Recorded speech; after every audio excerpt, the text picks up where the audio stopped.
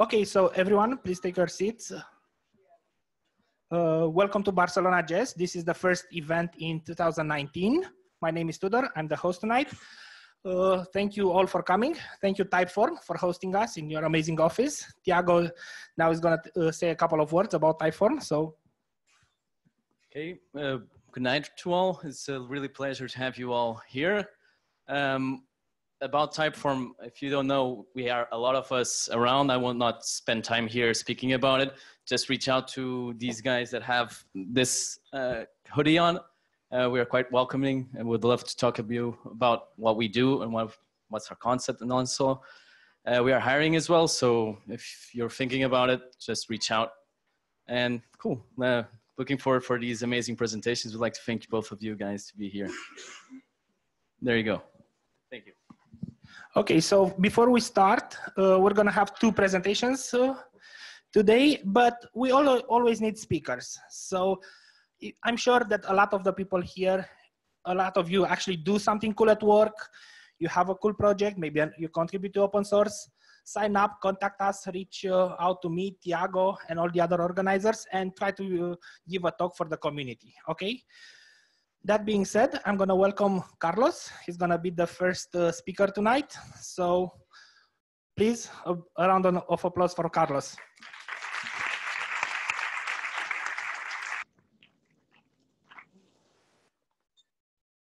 Okay, thank you to be here. And yes, and today I want to talk about the presentation of front-end architecture, a proposal.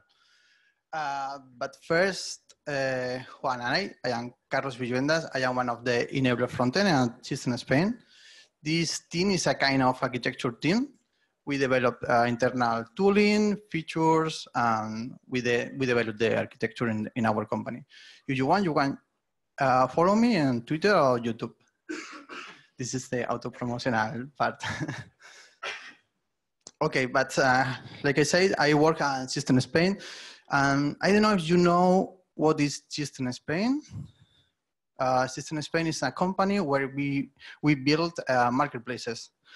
We own InfoJobs, Fotocasa, Mil Anuncios, Coche.net, so on.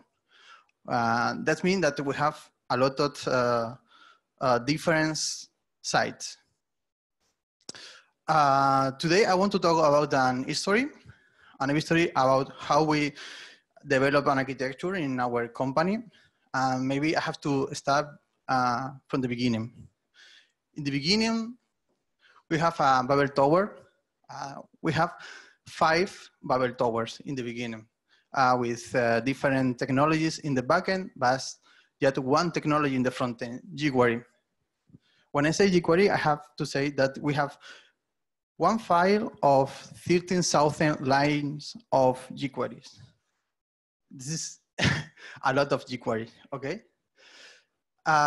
Yes, that wasn't ideal, at least for us, because with so much jQuery code and legacy code, we have a lot of issues in the front end. And that's our spaghetti code side effects. We have a lot of side effects. It's a worse developer experience and knowledge silos. Actually, we have 2 kinds of knowledge silos. The first one, spaghetti code. Like I say, we have 30,000 lines of code of jQuery. That means jQuery is our architecture. In that point, jQuery is our architecture. That means that we have knowledge silos, but inside the team. When you know the part of the file that manage the contact form, you are the expert for the contact form part. But the rest of your team, maybe they don't know how fix a problem in this part of the code. That provoke bottlenecks. Long time to be productive for the new teams, new guys in the teams. Unpredictable side effect, that means, for example, this is real. We fix a problem in the filters in the list page, and we broke the contact form in the detail page. Why? I don't know why, but that happened. Yes, cows. Yes. Slow developer experience. This is for real because we have a solution that only works in Eclipse. I don't know if you know Eclipse, but you only can work in Eclipse today. This is, what? Okay, impossible. Yes, and this is another kind of knowledge silos, is silos between teams. In the same office, we have people working for Fotocasa, people working for Coches, or people working for Milanuncios, but they cannot share knowledge between them. Yes, a lot of engineering, but they can talk. Okay, and on top of that, the CTO have a lot of requests to improve our architecture. The first one is the business cannot be stopped. We can spend 1 year to deliver new features to the market. SEO is really a must for us. We are marketplaces. The 30% of the traffic came from Google. We have to be SEO site, SEO compliant site. In the same time, the backend guys, they are working really hard to migrate this is .NET Java monolith to microservices. API-driven development, this is fine, and we have to use these APIs as much as possible in our new front-end architecture. Okay. We start to thinking about how we can solve these problems and to be compliant with the requirement, and we propose this architecture. It's an architecture based on different layers. The more important layer is our business rules. On top of our business rules, we have two different kind of components. The component is the behavior in our site, the UI behavior in our site. On top of the component, we have Sui theme. It's a list of tokens, SAS variables. It's a token that we can share between UX guys and front-end guys, and we can talk the same language. And we have the site theme because we want that we want to share component, but we need the component have a look and feel like the site. And over of all of this, we have a web app. It's a SPA application. Okay, but this is the really important part. The knowledge flow go from outside to inner, because when you are in the business rules, you don't need to know nothing about the Sui components, for example. And if you remember, we talk about SEO, is really important for us. That means that the SPA is a client-side rendering, but we need a module for server-side rendering.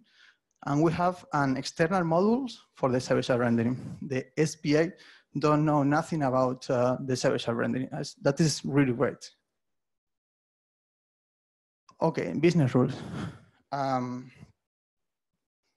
Okay, business rule, you have to put calculation, validations, and call to other systems. This is really, really important. We use hexagonal architecture to implement these business rules. Do you know what is hexagonal architecture? No? Okay, maybe this is another talk. Because that ensures you that you only put the thing in one place. This is the more important thing about the domain. One place for everything, and everything is in a place. And you have, yes, you have to use clean architecture to get that. With your business rules, you have entities, value object, that's really provide semantic to your application, okay? When two front-end developers talk about a real estate entity, they really know what it's with repositories, network, local storage, cookies, they are only implementation details. We can switch between network, we can with cookies, or yes, we can use network and cookie if we are in the server or on the client side. And use case, this is really important because the use case give names to your business rules, and you need to have a business rule, a name for your business rule. Yes. And you have a bonus track with the business rules is stateless. Because it's stateless, it's really easy testing your business rules. And because it's decoupling for UI, it's really easy testing. You have something like that 90% of code coverage in your business rules. Okay. In the UI component, we use a lot the container content pattern.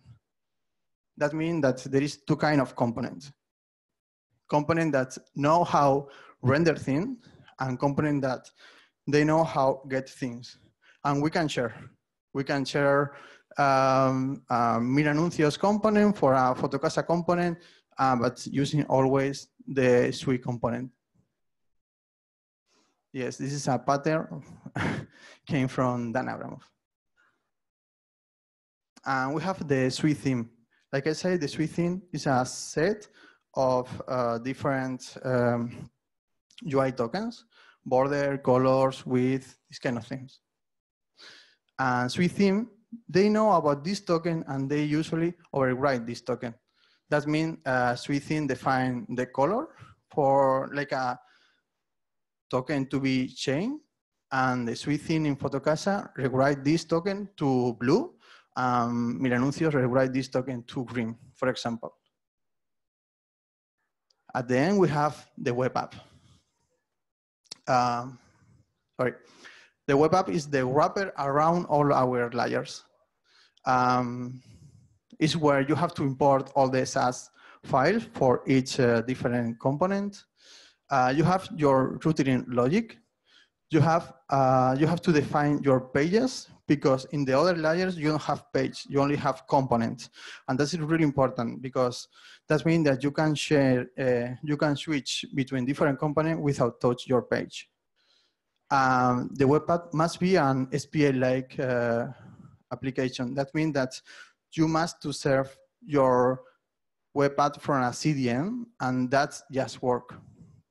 This is really important for us. Because thanks to that, we can do a thing like the dynamic rendering, for example. And on top of the web app, we have the server-side rendering modules. It's 100% open source and is 100% optional. That means that we can serve our site like a client-side rendering or like a server-side rendering. Google right now, they say that you have to use dynamic rendering. Do you know dynamic rendering? No? Okay, dynamic rendering means if you are a bot, you have to serve the full HTML page. But if you are a browser, you can send me just the JavaScript and render the page in the client. This is dynamic rendering. And thank you to the SPA and the server-side rendering are decoupling. We can do the dynamic rendering for the free. Yes. And now I want to present you two different examples where this architecture really worked for us. The first one was rebranding Fotocasa in 1 month. When I started in the company, they had been spent like 2 years, more or less, to rebranding Fotocasa. More or less 2 years. And with the new architecture, we can rebranding Fotocasa in 1 month. Why? Because you only have to touch this layer, the suite theme. The rest of the layer, they don't know nothing about the rebranding.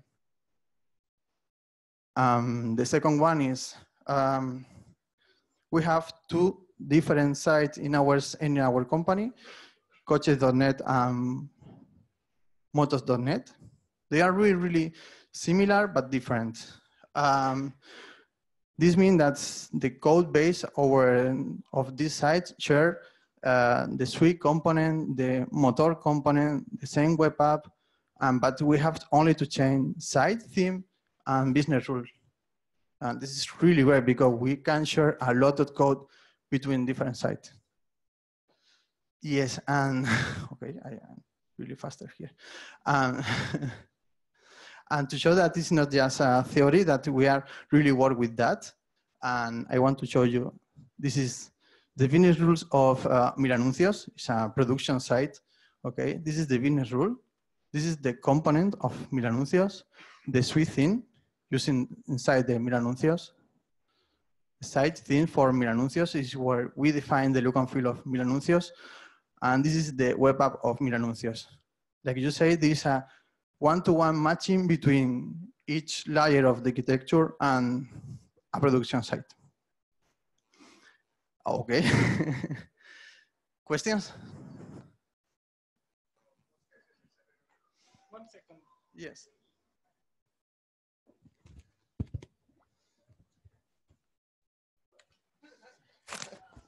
What is this? Question? Is this a microphone?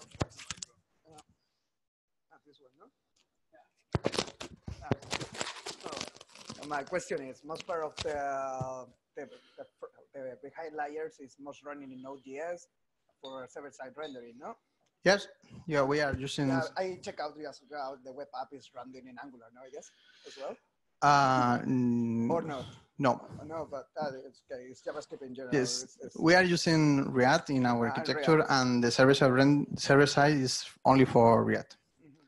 Yeah, this is kind of question. So most of the inside layers running different, you say microservices. You know some details of which the languages you are using in microservices? And if I know detail about? The microservices you say you have.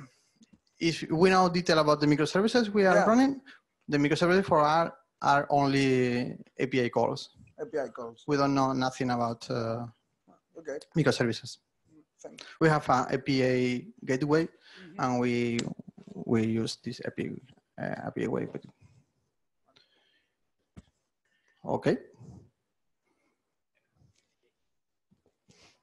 Like you said that you had like 1,300 or 1,000 lines from jQuery files. How did you migrate that to the new architecture? Like, how did you identify something that I know. could be migratable? I don't know how to say in English, but in Spanish we say it, ¿cómo se traducirá? No lo tocamos ni con un palo. Sorry, I don't know how to say, but we have a saying in Spanish, but we really don't touch any line of code of this. We create this SPA application, and we create a strategy of migrate page by page. And when we started to migrate on one page, we create a rule inside in reverse proxy. And each request for this page will be served for our new architecture. That means the file is serving for the legacy pages, but in the new pages, it's just React. Yes, that's what the first thing. Don't touch the monolith for nothing. Don't feed the troll. Yeah. Yes.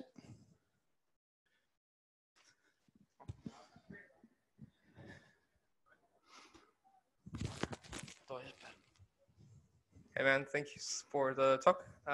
What was the benefit of serving for bots, the server-side rendering application, and for the, let's say, the browser? The dynamic users? rendering.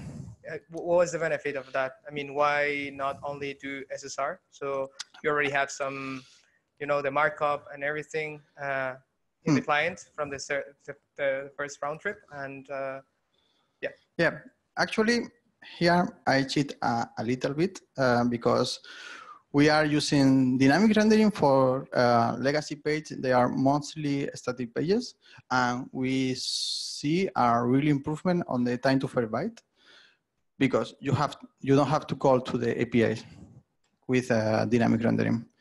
But now we are develop a new kind of React component is where we try to apply the concept of dynamic rendering, but not to the pages, to the component level. That means, for example, Fotocasa in the list pages, we have 35 card in the result page. certified cars. There is a lot of cars with a lot of time to render this page in React, because React is faster, but not so faster. Yes, more or less. But with this dynamic rendering component, we can render for the user only the first four cars. The rest of the car will be rendered only when the intersection observer detects the new car inside the viewport. But for bots, we render all the 36 cars in just one time. The page is faster and the user experience is better. Yes, this is the answer. Thank you. Okay. Yeah.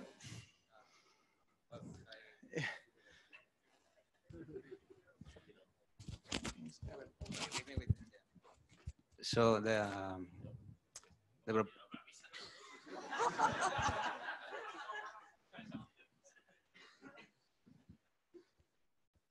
hello. Yeah. So this proposal is very interesting because it's a domain-driven design proposal. Yes, for the front end. For the Yes. front end, and it's the first time I see this kind of proposal. The DOM is another repository or not? Great question. Yes, really great question, because we have been debating a lot about this question. DOM is a repository or not? Okay, I cheat a lot again, sorry. Yeah. Because we are migrating page by page, but we are migrating through with widgets. This means that we put inside of the legacy page part of the new architecture. That means, for example, if you go to coach.net and in any page, the footer is a SEO footer. This is, the page is a monolithic page, but the SEO footer is this architecture. It's a widget with all this architecture behind this widget. For this kind of widget, the DOM of the legacy page is a repository. We have a DOM repository, more or less. Yeah, because my question is because We have I don't know if the DOM needs to be a repository, because the DOM is a weird monster because it emits events. And this is no, events. but yeah, I know. We use the DOM like a place where you have to read things. But not the events. No, events, just read. It's like a XML file or something like that. Okay. Yes, but we have question about the DOM is a repository or the URL is a repository. Yes, URL is a repository. Anything that you can store state can be a repository. Yeah. Great, thank you so much.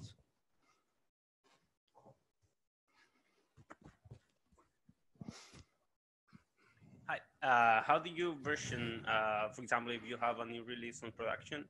Version what? Versioning for example, if you have a new release on production, which version has, if you have more than one repository for each layer? We version between layers.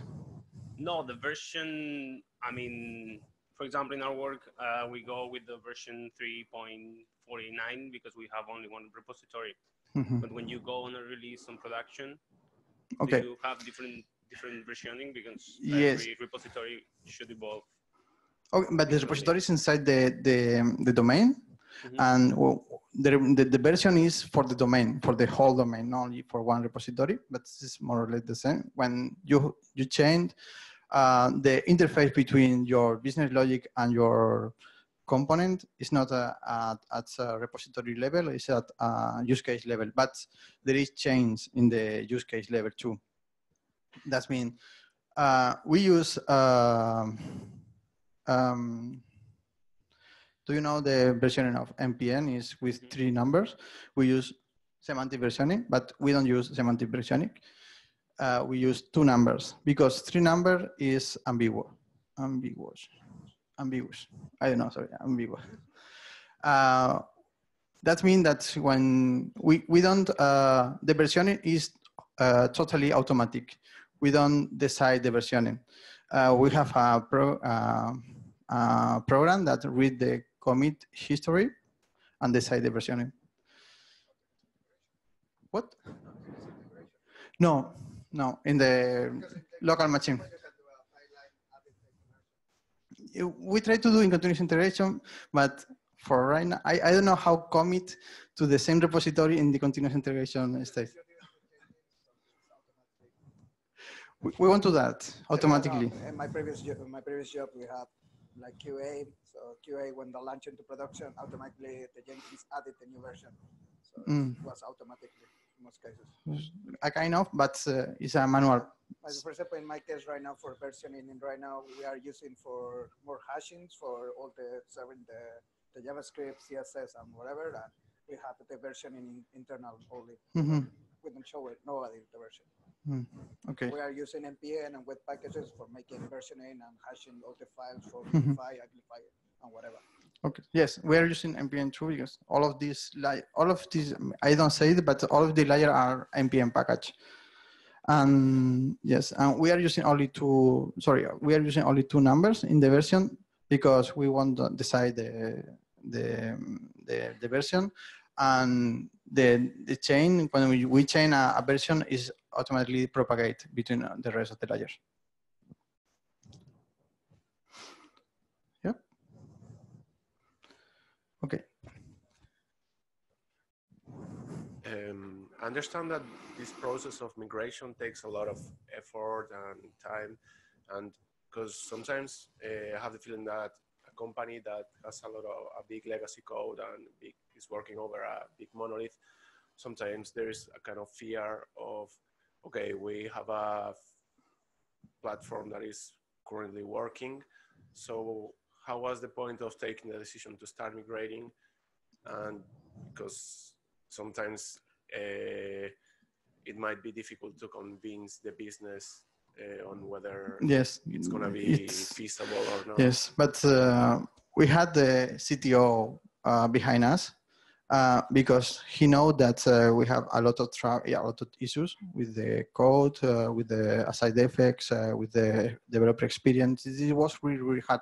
That is something that the business guys don't feel like a problem because it's you know, they request for feature and the feature happens, and this, but when you have to, what I can to say is right now the business guys are requesting us to migrate to this new architecture. For example, we are working on detail page and Photocasa because of requests of business, because they know that it's faster, probability in the new architecture, and the performance in the new site is better. Yes, at the beginning was really hard, but we had the CTO really aligned with us. And is it like, did it take long for you to start kind of finding it cost effective? Because right now I'm working in a company where we're working in a big monolith, and we're trying to convince, you know. Yes, the first one was Photocasa, and we spent the first year and without see benefits, more or less, because we have to decide a lot of things, and we made a lot of mistake. But for example, the last one has been Mil Anuncios, and in just 6 months, we have a lot of pages migrated with a lot of improving the feature and in the performance. Now it's really is easier for us migrate the new pages. But the first one, the home of Photocasa, was madness. Yes. Sorry, we have to stop the questions here, but Carlos will be here afterwards. We're gonna have pizza thanks to Typeform. So yeah, a round of applause for Carlos, a round of applause for Typeform. Carlos is also gonna be less stressed with pizza and beer, no? So in between the talks, we generally allow the members of the audience to present their offers. So if you're working on a cool open source project, or you're hiring or something, you can get the box thrown at you and you can pitch your project, company, and so on. So Any takers? Can you throw the box over there?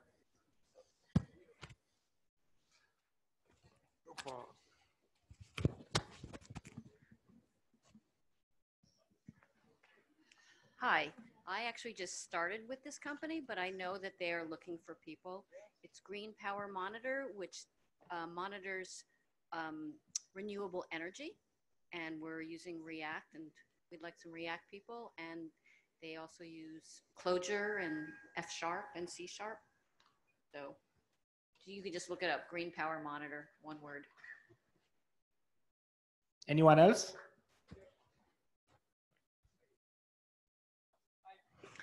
I'm Luis Martinez. He's Thomas. We're from Cachum. We're a company that specializes in image recognition and artificial intelligence for image processing as well. And we work in the fashion e-commerce sector. We are helping companies like Privalia or Scotch and Soda to improve their production performance when bringing their products and enriching data for their products.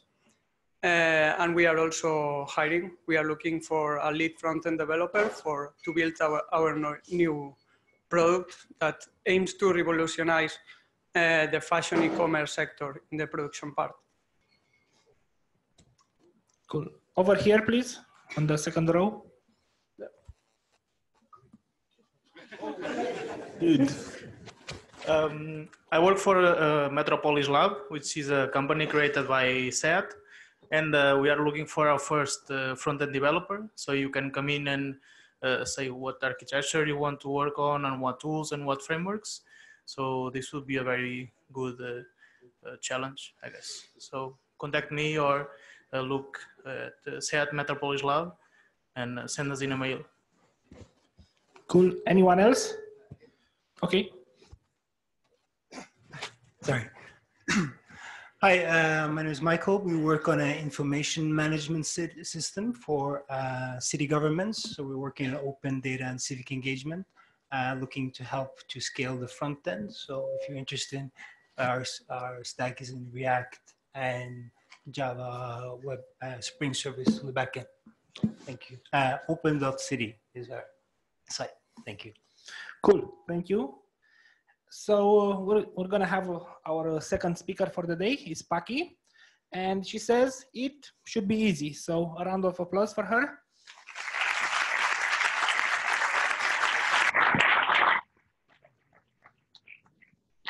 Well, hi.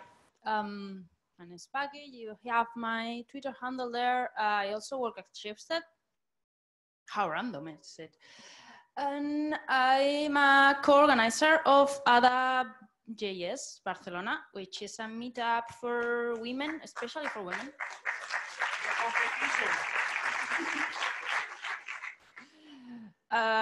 If you want to speak about something with us, please reach me or two of my colleagues that are over there.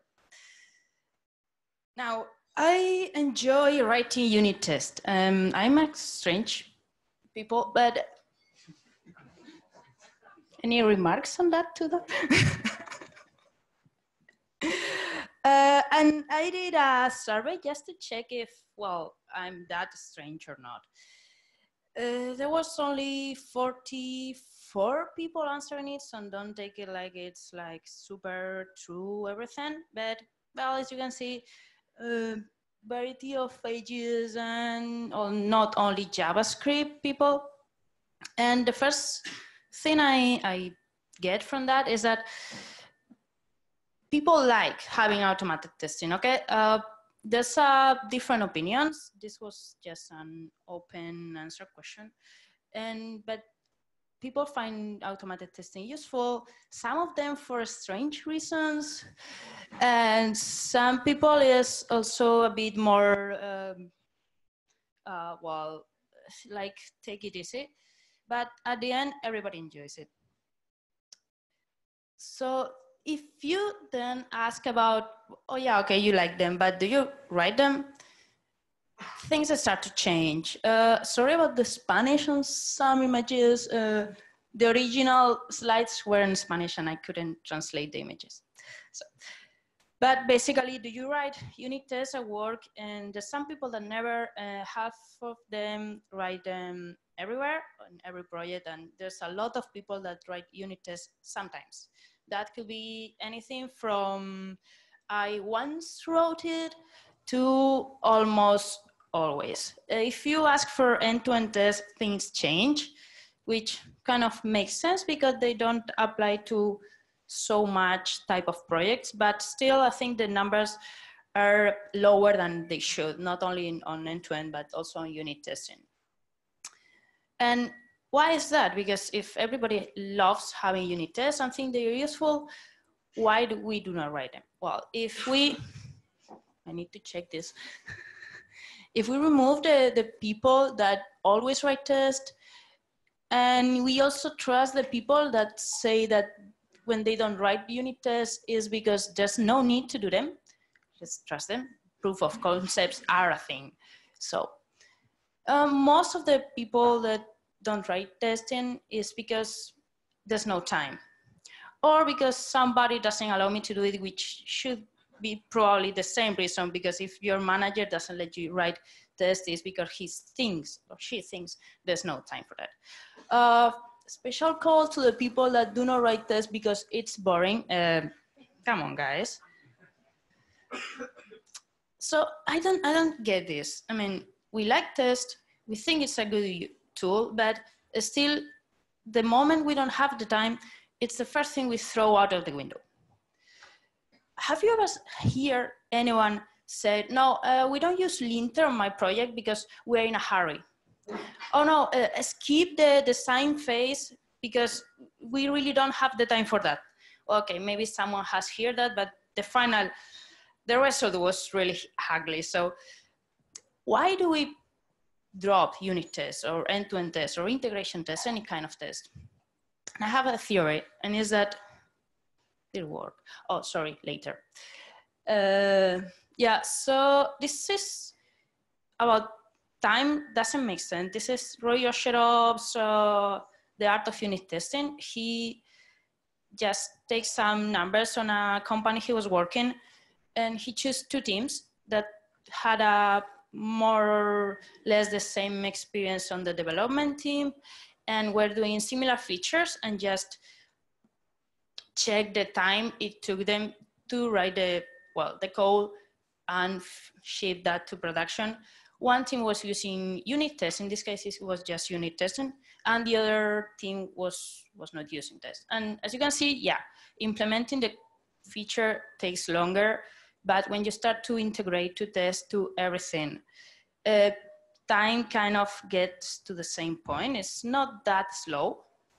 And if you check the number of bugs in production, really, it should really be worth the time, even if it will take more time. I have a theory, and is that automated tests doesn't look so productive, and we think they are not worth it because we don't know them that much, and we don't take full advantage of what we can do with automated testing. And I'm including myself on that. I don't think that I'm different. And there were some answers on that survey that I looked earlier that kind of check with us. I also asked what code coverage was. It's a concept that I think almost everyone that has worked with unit tests, in this case, it's more or less familiar, has heard about this. Almost everyone answered something. It was just 4 options to choose, but only 1/3 of the people got the correct one, which is the blue, by the way. Sorry, green.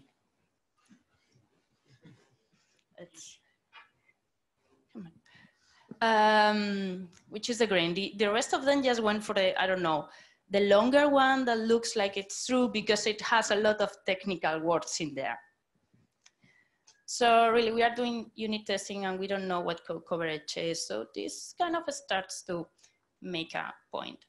There was some opinions there on that survey that were on the same direction, like testing standards are difficult to find, or it's hard to know what to test. or even, well,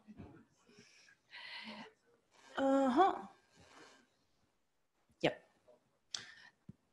Or, sorry? Maybe it's integration test. So anyhow, there seems to be a lack of theoretical knowledge on how to do the things. Because if I ask you about good practice just in software development in general, all of you can say something. All of you can speak about solid, about dry, about, I don't know, architecture, designs, patterns, functional programming, whatever, lot of things. But if you ask the same, if I ask the same about testing, which one here could say something about like patterns or things that you follow on a test? So to try to solve this, I have bring you my 10+1 tips to improve your test that come, most of them from my experience. So it's totally opinionated. If you think I'm wrong, please tell me. We can discuss about it, don't worry. And they are also very fits on the ground, no theoretical things that this should be this way. It's just like, come on, it works like that.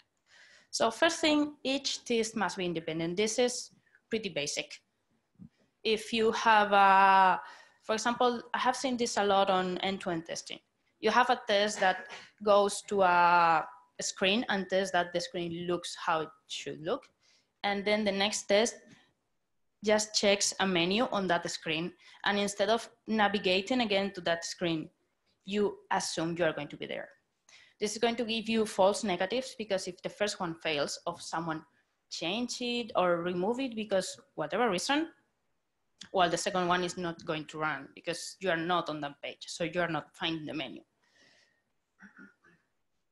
Then sort tests from general to specific. And you will say, Paqui, you just said they need to be independent. What's the point of how to sort them? Well, I will explain this with an example. So let's think you are testing an API. Okay, you want to test the integration or the contract between your calls and another API. And you need a token for that. So being independent means that each time you do a test, you should set a token. You need to require one or set a mocked one or whatever, but you need to do it independently for each test. Sorting them from general to specific is putting the test for the auth endpoint first, because if that endpoint fails, everything is going to fail because you're not going to have a token. So you put them first. You know that when a bunch of tests fail, you go to the first one, try to solve the problem with that, and then maybe the rest will solve because the problem wasn't there. As I said, this is not like theoretical, this is pretty, this is nice, this is how things should be, this is how things work, at least for me. Then check one thing per test. This doesn't mean that you can only put one assert on each test. Of course, if you are testing that an object has a correct structure, you can put several asserts. It's more of a general concept, like if you need to, rule of thumb, if you need to put and, or, but in the title of the test, you probably need two different tests. Because if not, you're going to end with things like it returns the user, but it also returns undefined if there's no user. And if the user is an admin, it returns. It's really hard to maintain. It's impossible. Just one thing per test. Keep it simple. Don't worry. Well, for that, I cannot read the screen. Okay, don't forget to clean up. So each test any kind of automated test has 4 parts, which are setup, firing whatever you need to fire, checking that whatever needed to happen has happened, and then clean up. The first 3, we never forget them, because if you don't do them, the test doesn't pass. Well, if you don't put an answer, they will pass, but nobody used to forget that. But the last part, which is cleanup, we forget a lot, and that can lead to errors on test later, very much later. Like, why is this going through this catch if my spy or my staff should be returning a normal promise, an empty resolved promise? Well, because on a test, you change it to test the catch, and then you didn't set up the stub again. Then to help with all this, be independent,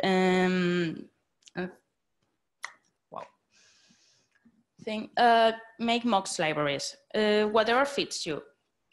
They can be from a really complex factory that creates spies or stub components or whatever, to just a JSON object with your model that you usually get on a lot of places, and you import it for your test and you can use it. And that has an additional benefit, which is that if you change, for example, your contract in one, you only need to change your mocks in one place, and then the tests that use them will fail. You know what those are, and you can update it. And it's really easy. It's not like you need to go test by test. Oh yeah, this stuff needs to be changed here. This stuff needs to be changed here. This is not a tip, but as I said, this is what it is. Asynchronous is one of the hardest parts of JavaScript, or at least used to be before we had native promises and async await. And for test, it gets twice harder for two things. First is that when you have a promise, something asynchronous that you need to be resolved, you need to make the JavaScript clock, internal clock tick. This is done different way depending on the framework you're using for testing. So you need to check the documentation, but if you don't make it tick, you're not going to resolve your promises, never. So you cannot test.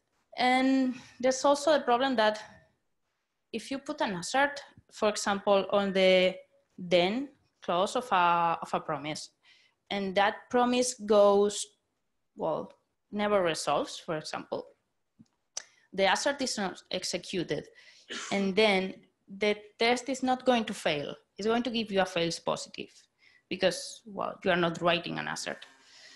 So you really, really need to check things. There's an article in there that explains the problems. I think it uses Mocha, Chai, and whatever for the examples, but at least to understand the problem, it's a really good one. I recommend you to read it.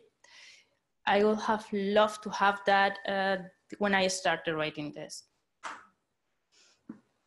Next thing is don't let the text expire. This goes on two ways. First way is write them as soon as possible. If you are doing TDD, good, perfect. You have already the test before you start writing your code. If you don't have, if you're not doing TDD, at least try to write them as soon as possible.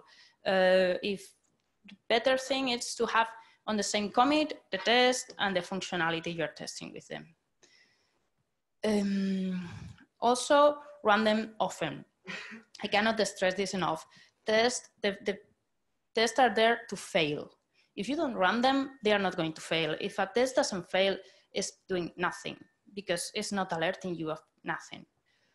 So use Jenkins or Travis, or if you don't have a CI setup, use a Git hook or whatever to don't forget to run your test often.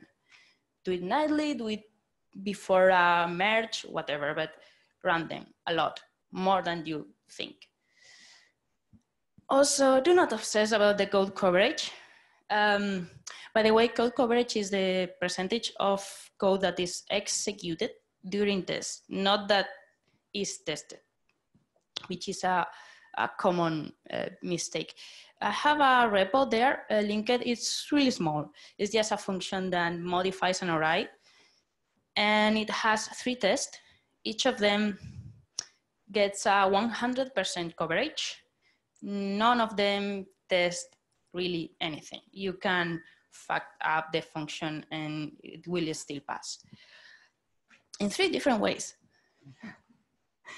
But the thing is, well, the coverage is good because you can see what you are testing. Well, let's say you are testing it if you're executing it and what not, and it can remind you of, oh, I'm forgetting to test all the error management, for example. But the number, well, it's just a number. It's good to know, but that's all. In line with that, do not test trivial things. Test our code, more maintenance. More maintenance, more time, boring. So just if it's something that you can know that it's going to fail the moment you look at the code or the moment you run your application or you try to compile it, do not write a test for that. Why do you need a test for that? You're going to just see it. So don't lose the time in there. One more, this life beyond unit testing. I know it's a simple one, is the most common one. And in the past, it has been really popular because they were faster, way faster than the rest of the test. But right now we have a lot of tools and libraries which make other kind of test easy and fast. Maybe not as easy as unit tests, but for example, on one pet project I started, I set up from the beginning unit test and end-to-end test. And I tried to write them, well, for the full page, I will write end-to-end test, and for components, unit test. And I realized that I could write the test for a full page, end-to-end, faster than I will write the unit test for just one component. And they will execute also very fast because it was a simple app. I know this is not always true, but consider everything that is failing on your application, consider everything you want to be tested, and try to find the better solution for it. It's not always unit testing. And the plus one, if the problem to write test is that we don't have the time, well, find the time, set a time limit. A bunch of tests for the core critical part of your app written on the last day of the sprint, that day that you are not really doing nothing because I have just finished this and I don't want to start anything new. It's better than no test because, oh no, I don't have the time. This also help a lot with managers and people that are reluctant to, well, to let you write tests, because you can say, oh no, I'm only going to invest half a day. I'm only going to invest this time between meetings or whatever, and you can show them the benefits. And well, speaking about managers and people that do not let you write tests, I'm going to pre-answer some questions that you will always receive when you try to start doing this, okay? Because first of all, your manager does not know what is automated testing. Well, maybe some of them know, but if they don't like them, probably it's because they don't know them. They don't know what it's going to do for them. They don't know anything. And half the people doesn't even try to explain, which is pretty sad. Yay. So those are the main reasons to write automated testing of any kind. You can do easier refactors because you are more confident you're not going to break the code.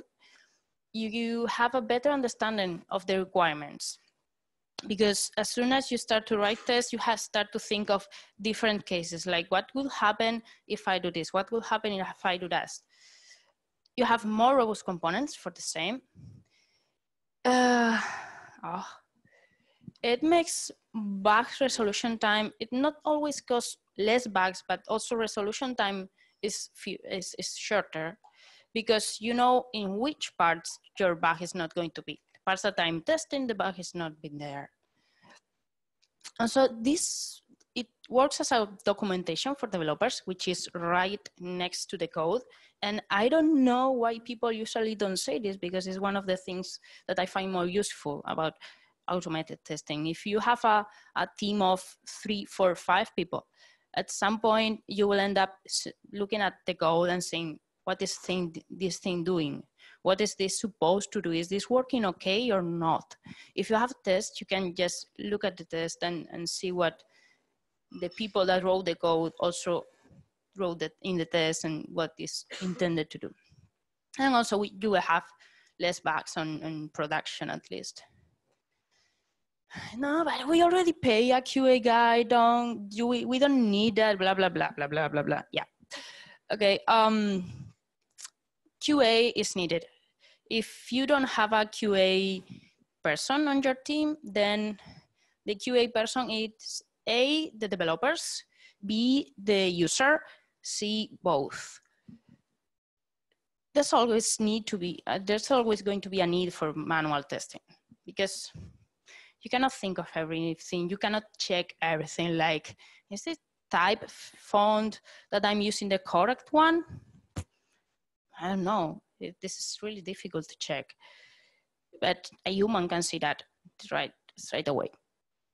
But if you have automated testing, the QA, instead of testing again and again and again the same feature that you have intended to implement and fail for a week, instead of testing that again, he can check things like, well, I don't know, accessibility, or that what you are doing is what the user has asked for, or things like that QA do, and I don't know.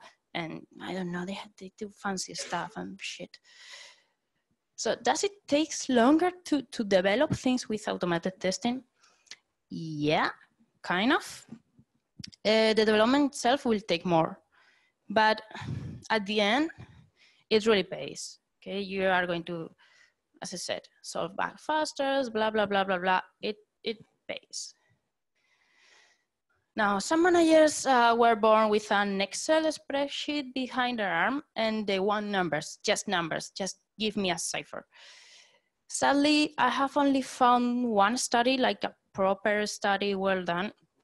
It was done, it's linked there, and it was done on IBM or Microsoft or both, I do not remember, like 10 years ago.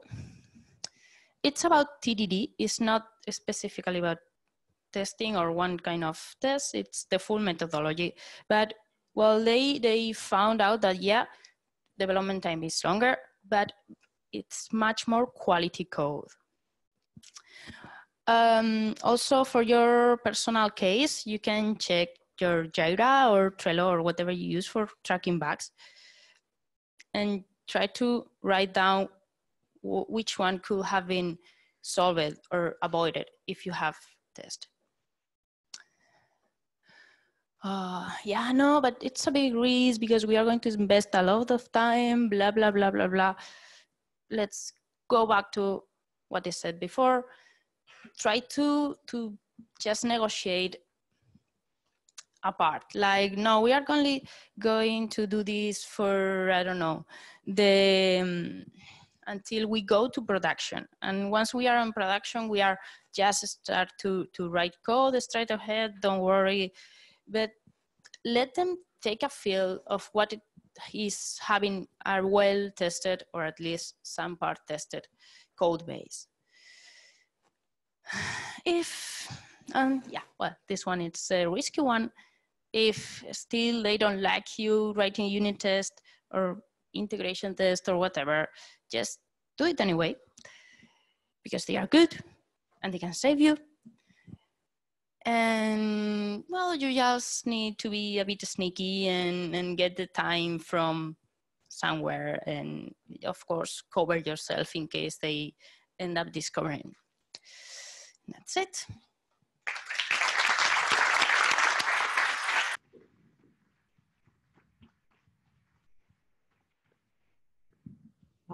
Chance.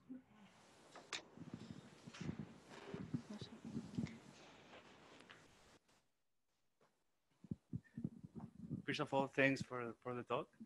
Well, I have a question about which kind of criteria are you using to block the pull request? As you say, the code copy is just a number. Right now, we have that the code coverage doesn't decrease, which basically ensures you that if you are writing code, you add the test for that code. Cool. Thanks. Verás la cabeza. ¿Tal cual? Vale. Okay, hi. First of all, thank you, both of you, for the talks. I work at Chipset as well, at Chipset Spain. I have a personal question, actually, more or less related to this thing about testing. It's about end-to-end testing. Which would be, in your case, you or whoever feels comfortable to answer that, the best way to organize end-to-end testing? Because at least in my experience, usually, at least for example, in Chipset Spain, in coches.net, we want to make sure that SEO, it's perfect in each page, for example, and we have single page or routes acceptance test and blah, blah, blah, blah, and so on. But we want to test as well, like a user flow through the app, right? And I have always feel like everyone, like that no one knows how to organize that. Like, how do you call your tests or your files and everything? So my question would be, which do you think is the best way to organize end-to-end testing if you want to test pages as well? I don't know if it's clear, the question. I think so. I'll try to answer. So I will do page objects. I don't know if they are, I think they are a common pattern for every library. Page objects for each page. Or maybe for components, if you have a big component that could really use it, and then just have the test in a different folder. And well, depend on what makes more sense, that maybe you can test by page or you can test by flow, like having one file for each flow. Like, I don't know exactly the use case, but like user trying to just buy one thing, or user answering a message, or user doing whatever, and just flow by flow try to cover everything. Is that good enough? Yeah. Thank you. It's not like I'm not an expert, okay? It's just... That's okay. Thank you.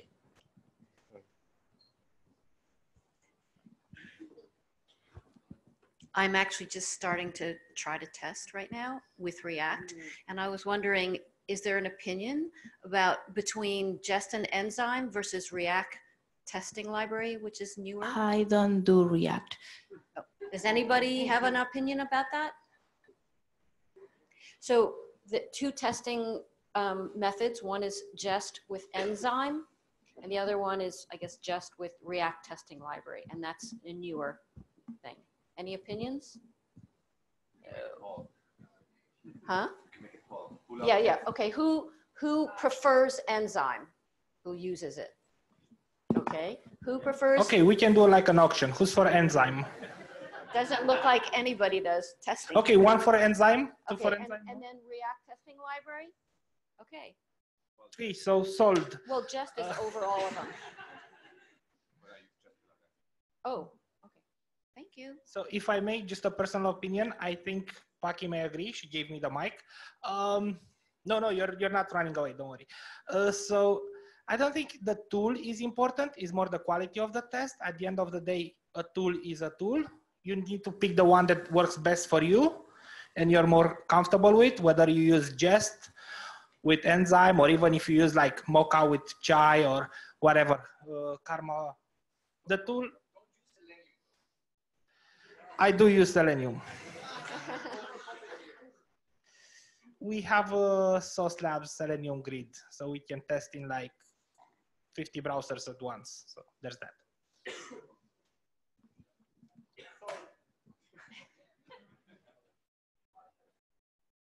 Or no? Okay. Then pizza.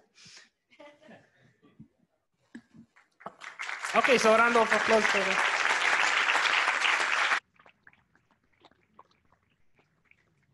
So thank you, Paqui. Thank you, Carlos, for your talks. Awesome. I hope everybody had fun tonight. Thank you, Typeform, for hosting us. Typeform is a very strong supporter of the tech community in Barcelona. There's also going to be a meetup next week here, the API meetup. They work with us on a lot of projects. So if you're interested, check it out. And please stay around. There's going to be beer. There's going to be pizza. And you can see Carlos not stressed in front of everybody. He can answer questions in Spanish. So thank you. And please a round of applause for Typeform.